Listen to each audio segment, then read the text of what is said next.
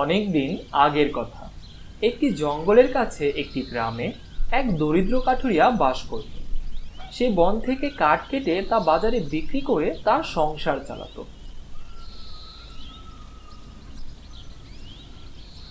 একদিন সে নদীর ধারে যথারীতি কাঠ কাটছিল। হঠাৎ তার হাত থেকে কুড়ালটা ছিটকে সামনের পুকুরটাতে পড়ে যায়। এতে কাঠুরিয়া খুবই মর্মাহত হলো, কারণ সে সাঁতার বা ডুব দিতে জানতো না। তাছাড়াও এই পুকুরটাতে কুমিরও ছিল।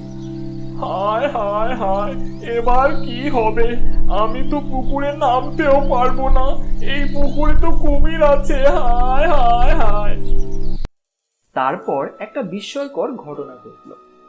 তার সামনেই সেই পুকুর থেকে একটা সুন্দরী পরী হাজির হল।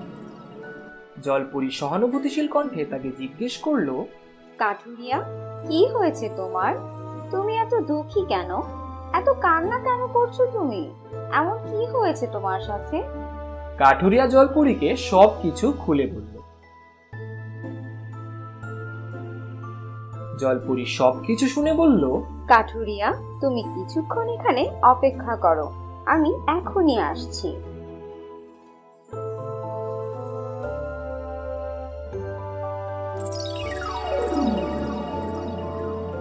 কাঠুরিয়া, দেখো তো, এই রূপার কুড়ালটি কি তোমার?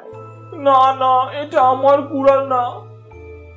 কাঠুরিয়া, তুমি আরেকটু অপেক্ষা করো, আমি এখনই আসছি।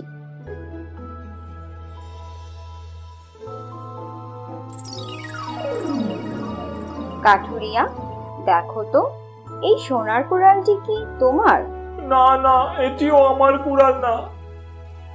কাঠুরিয়া, তুমি আরেকটু অপেক্ষা করো, আমি এখনই আসছি।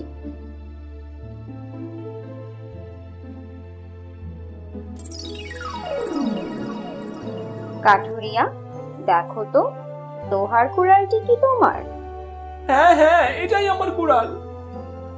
কাঠুরিয়া, তুমি একজন সৎ ব্যক্তি, আমি তোমার সততায় মুগ্ধ হয়েছি, তাই আমি তোমার সততার পুরস্কার হিসেবে সোনা এবং রূপার এই দুইটি কুড়ালকেই তোমাকে আমি দান করতে চাই। তুমি এই দুইটি কুড়ালকে গ্রহণ করো।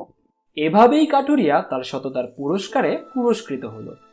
এতক্ষণ কাঠুরিয়া এবং জলপরীর মধ্যে যেসব কথোপকথন চলছিল, সেই সব কথা শুনে ফেলল কাঠুরিয়ার এক ভাই। পরের দিন কাঠুরিয়ার ভাই ওই পুকুরের সামনে কাঠ কাটতে এলো এবং ইচ্ছে করে সে তার কুড়ালটিকে পানিতে ফেলে এবং